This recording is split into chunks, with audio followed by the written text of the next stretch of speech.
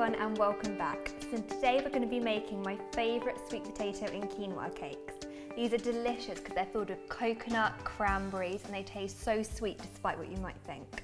So to begin with, what we're going to need is some mashed sweet potato and some pre-cooked quinoa.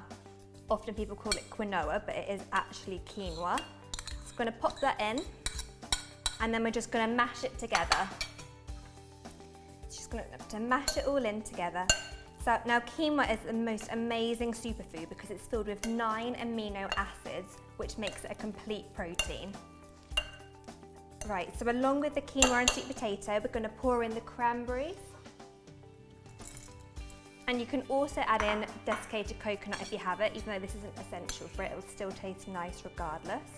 Just put 2 teaspoons if you're using it into it, and a little pinch of sea salt.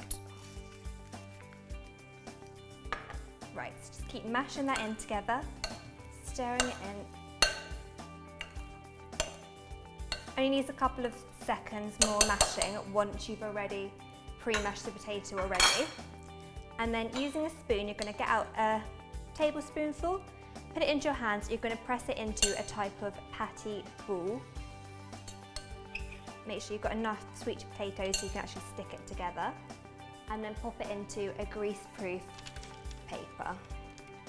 You can keep adding to it, making it the right size you want, but regardless if they're small or large, they're still going to be really nice.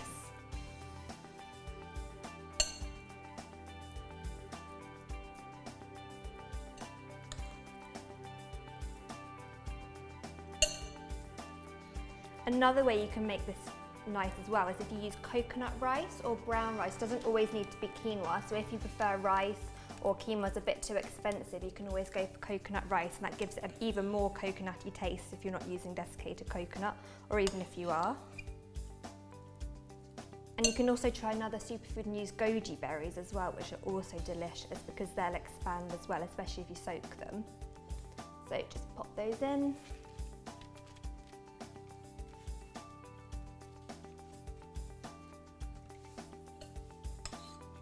And depending on how many sweet potatoes you've used, I've used 1 to begin with, but if you're using 2, or you can even use 3, just to get as many as you want. So if you're making it, it's perfect like a little healthy snack, which tastes sweet for your children or for people who are coming over, and if you don't want to give them wheat or gluten, it's kind of the perfect snack.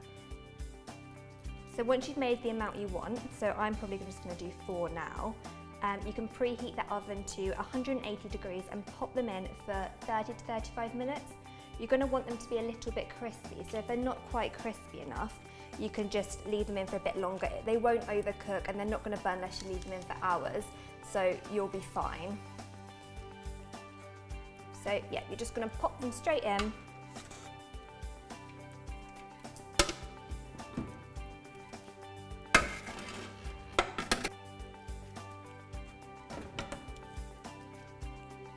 And you're going to leave it for half an hour.